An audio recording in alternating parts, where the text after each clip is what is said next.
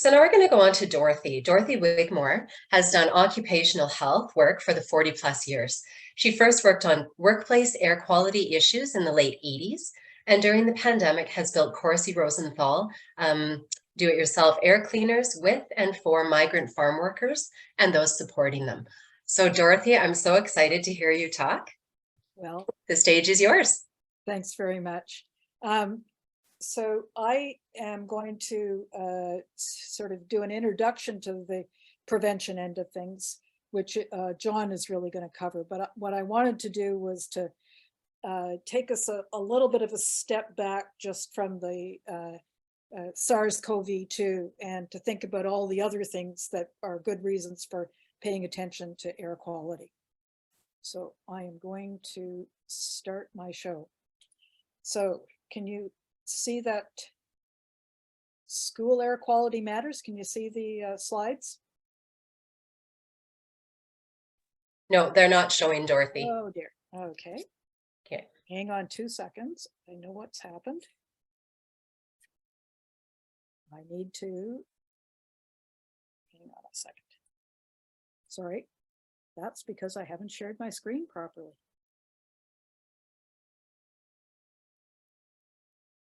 Hang on just 2 seconds here. There we go. Okay. That should work. Sorry, just juggling too much today. So, so I just, as Angela said, I've been doing this work for a long time, and down in the bottom of this screen is a fresh air brick that I have from the 1980s when that somebody made when people were talking about sick building syndrome and indoor air quality. So what I just want to cover a little bit is sort of an introduction to why school air quality matters and some of the symptoms and the hazards behind them. And so I just want to be clear from the start that we've been talking so far about kids, but as Joe was alluding to in as he was ending there, a school is a workplace. So this isn't just about students. The hazards in a school can affect everyone in the building. And so they're cruddy or crappy or poor air quality in schools is really quite common, whether it's because of the way they're being built, that reduced ventilation is there to try and sort of save energy, the building materials, the chemical-based cleaning and disinfecting products, people using pesticides. It can be staff cutbacks that affect maintenance and poor performance of ventilation systems, things like flat roofs that really help produce standing water and leaks, and deferred maintenance. So knowing that the air is really a problem, this is a list from the EPA about all kinds of hazards that can be in school air. And I've been dealing a lot with work I'm doing in the States with an education union about mold, for example. So you can find that related to the heating, ventilation, and air cooling system. It can be there because things are damaged by water. There are VOCs, or volatile organic compounds, so you can have damaged asbestos as well. It gets in the air. And as we have learned in the last 3 years, people can have communicable diseases that get shared in the classroom or in the rest of the school. So when we're talking, and so we've heard a lot about what SARS-CoV-2 can do. There are other things that can happen that may also sort of seem to be some of these same symptoms. So we can get fatigue, discomfort, and distraction with temperature. High humidity can lead to bacterial or mold growth, which in turn leads to things like allergies. Low humidity, as I know from my days in Winnipeg, can cause a cough, dry throat, dry skin, other things. Other effects of, as I call it, crappy school air include headaches. There can be allergic reactions, for example, to mold. People can develop what they call multiple chemical sensitivities. that they really start reacting to almost anything is what it feels like. Asthma can be aggravated. There can be other respiratory illnesses, so that's where COVID-19 comes in. And as I know from the work I've done, it's really stressful when you're not taken seriously about this stuff. I remember a Honeywell representative telling people at, I think it was a school or a university, library, oh, you're just a bunch of menopausal women. These things aren't all real. So it's stressful when you have to deal with those kinds of reactions or with hazards that aren't getting fixed. And sometimes you actually get into life-threatening conditions, like Legionnaire's disease, and that's pretty rare. The things that cause multiple chemical sensitivities and allergies have other effects too. So people's attendance, performance, whether it's students or teachers, it can affect the physical plant and equipment, the increased potential for school closing, strain relationships, have a whole bunch of effects in the community. And this is lists that the EPA, it's the American Environmental Protection Agency, actually uses. And what's becoming more apparent is that it goes beyond the physical effects. So we know from a bunch of studies that cognitive capacity, so we're talking here, the studies sort of look at schools and offices in general, that it starts as early or as low as 600 parts per million of carbon dioxide, and John's going to talk about what that might mean, and are found in all studies from about 1,000 parts per million and higher. This 1565 was what it was in the plane I was on going to Winnipeg a few months back. So some of the most recent studies, there's this great one that came out last year about indoor air quality and health in schools, that says that studies have shown that the conditions in schools are inadequate and significantly worse than offices and dwellings, and that all conditions that shape indoor environmental quality in classrooms influence children's learning progression and cognitive performance. And I'd suggest that it also has an effect on the teachers as well and the other staff. And there's this other study that talks about compelling evidence from a variety of studies about the association of increased students' performance with increased ventilation rates, and that there's evidence that reduced respiratory health effects and reduced student absence happen when you increase the ventilation rates. So to Joe's point, there's another study here that showed that from Italy that showed that increasing ventilation actually reduced SARS-CoV-2 airborne transmission in schools. And as they say, schools represent this really peculiar environment where there's a lot of people, you're there for a long time, and who knows what the air is like.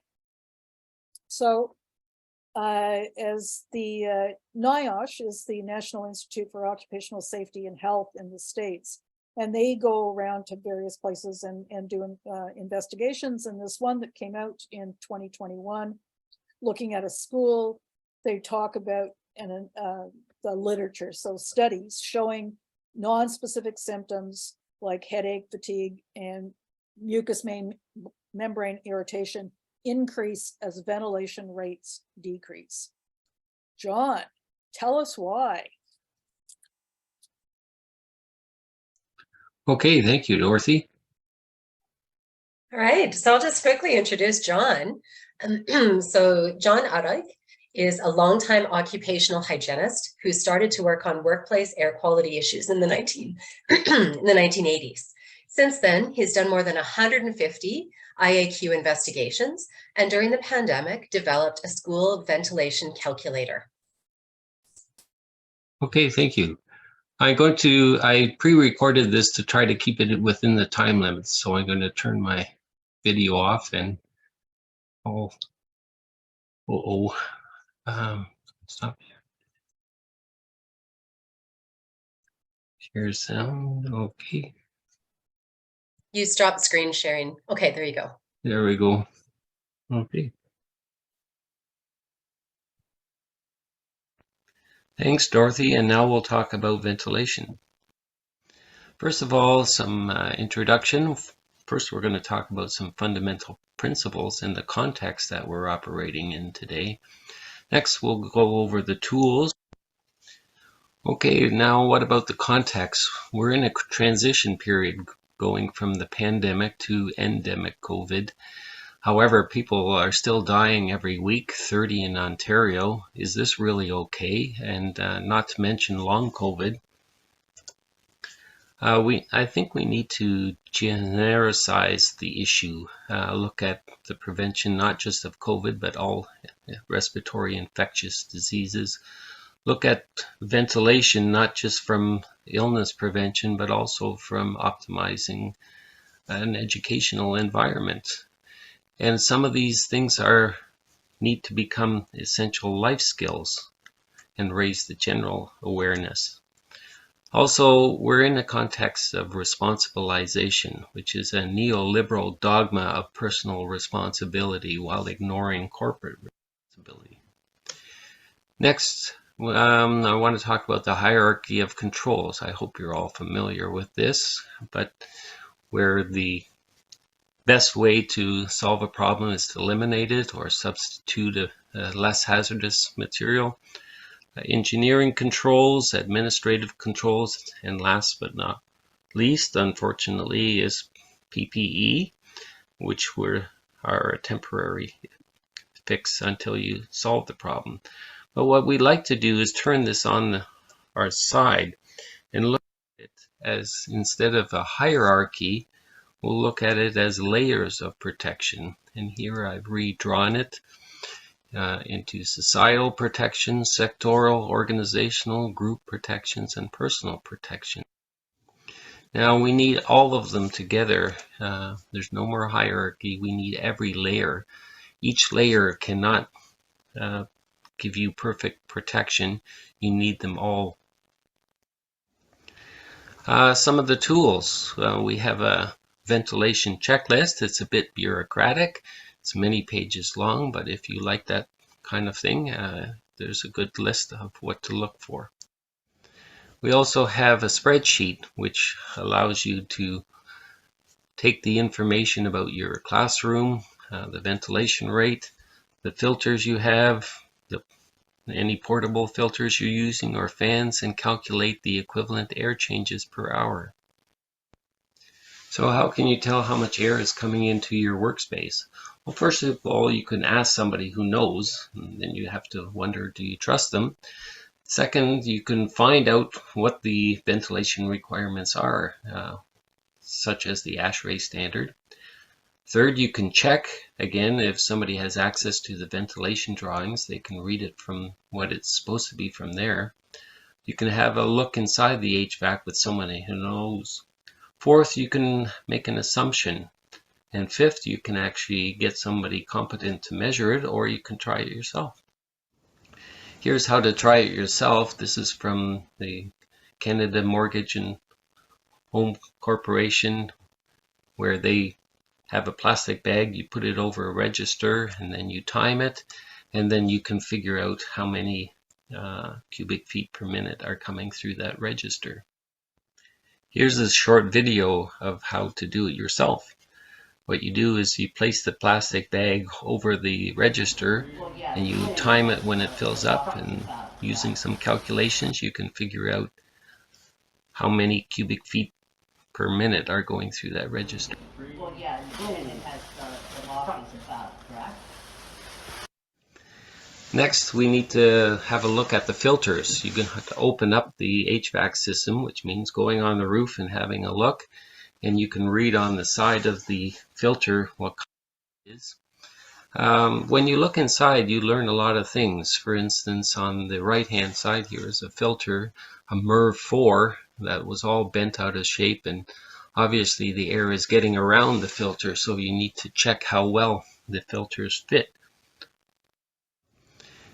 Here's a listing of the MERV ratings. We've heard a lot about having MERV 13 in your HVAC system. Well, a MERV 1 through 4 is the same as a gator mask, which isn't much good. A cloth mask is a little bit better, but not much. A surgical mask is anywhere from a MERV 8 to a MERV 10 if you fit it tightly on yourself. An N95 respirator properly worn is about a MERV 13, and N99 respirator is a HEPA type filter. And when you have an N95 that has a filter or a valve in it, when you're inhaling, it's a MERV 13, and when you're exhaling, it's similar to a surgical mask, which is about the same as covering your nose and mouth with your own hands. Here's an example of BC recommending N95s for wildfire smoke. And here's a diagram that shows the relative efficiencies of different types of masks. And you can see the difference between a surgical mask and an N95, whether fit tested or not. It only works right if the fit is tight and if you wear it all the time. And speaking of filters, there's always doing it yourself, as Dorothy talked about. Now, once you have that spreadsheet filled out, you can actually post it on the door, so when people come into your room, they know what kind of ventilation is in that room. Now, what about using CO2 meters? Well, there are some that are fairly good quality, but many that aren't. Here's an example of one, the Aeronet. Here's an example of the data that you get if you buy the data logging version of it. It's a few more dollars than the other one, but it's well worth it.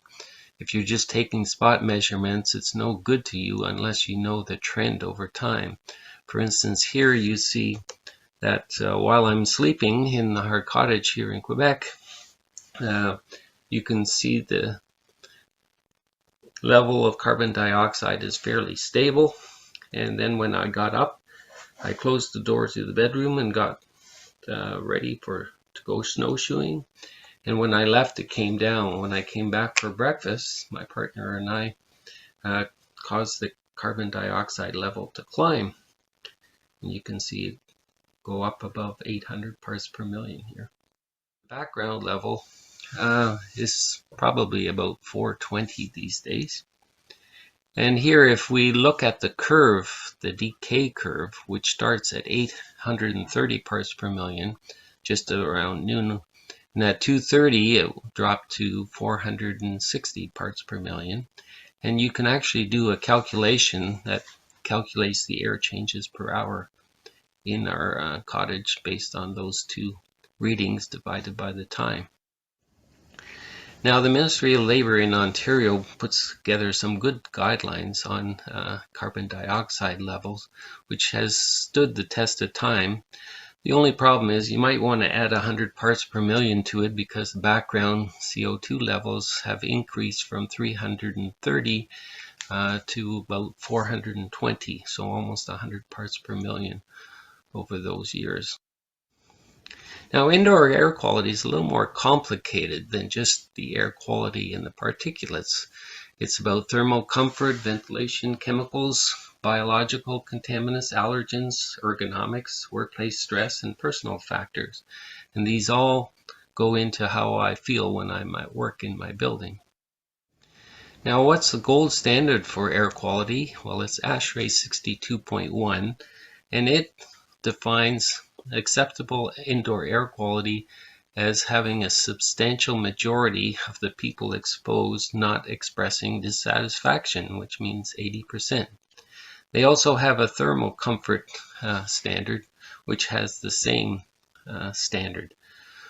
So the gold standard of whether you have acceptable air quality or a good thermal environment is having at least 80% of the people not expressing dissatisfaction.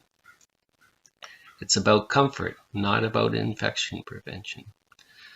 So how do you measure satisfaction? Well, there is an instrument which we have used for many years. It's called the MM040 questionnaire.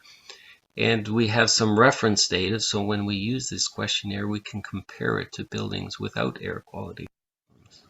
It asks questions about various systems, and then what you can do is plot them against the reference data. And you can see here that fatigue, heavy-headedness, and headache are higher than the reference data, along with nose and itchy scalp and ears symptoms. You can do the same with perceptions of the air environment, and this includes drafts, room temperature, etc. And here again, you can see on the comparison that this building we're looking at has problems with lighting, dust and dirt, varying temperatures, stuffy, dry air. We also have some questions that we've added which screen for asthma symptoms. There's 9 questions, and if you answer yes to 3 or more of the symptoms, you should see your doctor about asthma. We've worked this into an app called Air Assess, and the app allows you to answer questions about the air quality symptoms, and once you answer the questions, you get results under air quality symptoms and stress, and it gives you details about which factor is a problem, and then the symptoms, how many you answered yes to the asthma screening, and then also for the stress, it measures whether you're in the high strain, passive, relaxed, or active score. It also has tip sheets for the various factors, so you can find out what to do if you have, for instance, a contaminant problem. And finally, we can have all these tools, but really, when it comes to solving a workplace problem, it's more than just having the right tools. You need a certain type of representation. Now, there's 2 types that we want to talk about: technical legal approach, which is kind of obsessing over the rules. If there's no rules, sorry, we can't help you. Or the knowledge activist, which is more problem solving and mobilization approach. And the current trend is to put all the responsibility on the individual, ignoring the social context and responsibilities. It's called responsibilization. And if you want to read more, there's a reference here to a paper called Making a Difference: Knowledge Activism and Worker Representation in Joint Health and Safety Committees. We also put out a guidebook on this, and there's also an academic paper if you're interested. Some of the results from our study were that we found that technical legal people spend about 50% of their time in meetings, preparing for meetings or inspections, whereas knowledge activists spend less than 1/3 of their time doing that.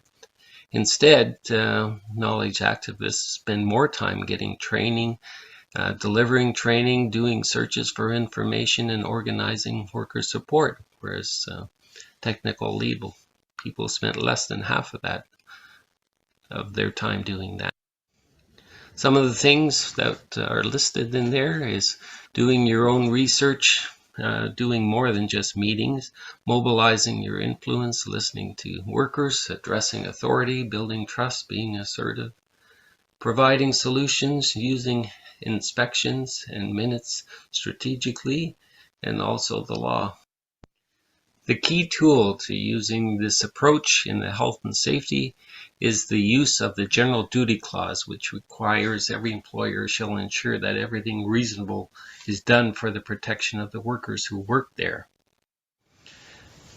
Now, how to apply that is, first of all, you need to gather information about the problem, the symptoms, worker experiences, or information. Then you need to present the case by establishing this risk and offering a good, feasible solution, and then presenting that it is reasonable in the circumstances to do this. Okay, thanks, Dorothy, and now we'll talk about ventilation. Oops. First of all, some introduction. There we go. Sorry. It's fine. Just a quick note there. The term reasonably practicable that you noticed in the Alberta law has a very specific meaning. And what it means, it goes back to a case in England, and Manitoba has the same phrase, which is why I know about this. And it's not just that it has to be sort of, it's going to cost this much to fix the problem and this sort of balancing things off. It's got to be time, energy, and money. So you look, it's essentially saying, what does the problem cost? And what does it cost to fix it in all kinds of ways, not just the absolute, you know, it's going to cost you $110 to make a Corsi Rosenthal box, as opposed to doing. So the idea is you sort of look at what the costs are and what it costs to do nothing. And it's got to be what they call a gross disproportion. So there's got to be, it's not an equal weighing of things. It's got to be, there's got to be a really good reason why you shouldn't be doing whatever the solution is. And in this case, I just wanted to show you, if you can see it, my Corsi Rosenthal box. Oops. This is one of these do-it-yourself air cleaners that is essentially 4 filters. John was talking about different MERV levels. These are MERV 13, so they're not quite HEPAs, but that you put together in a box, put a fan on top, tape it all together. And there are instructions for this that on the website that you folks have got a link to. They're turning out to be very useful to reduce not only SARS-CoV-2, but other kinds of crud in the air in classrooms and offices and other places. And take about a half hour to put together. There's 1 filter version, so there's instructions for that as well, because sometimes you don't have quite the space. It's becoming the thing to do, and a very good solution when you don't have much what they call mechanical ventilation in a particular room. Awesome, thank you. Yeah, that's one of the first things my husband and I did was build a Corsi Rosenthal box. And I've got a HEPA filter in my office too, for sure.